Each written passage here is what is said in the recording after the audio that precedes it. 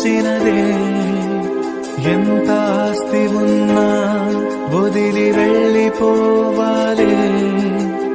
ఏది నీది కాదు ఆ దేవుడిచ్చినదే.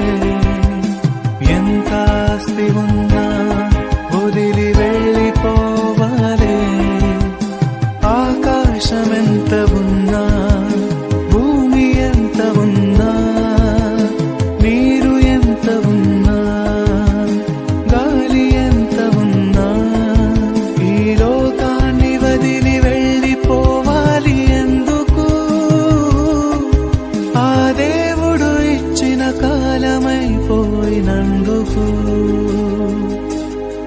ఎందుకొచ్చావు నీవు తెలుసుకో.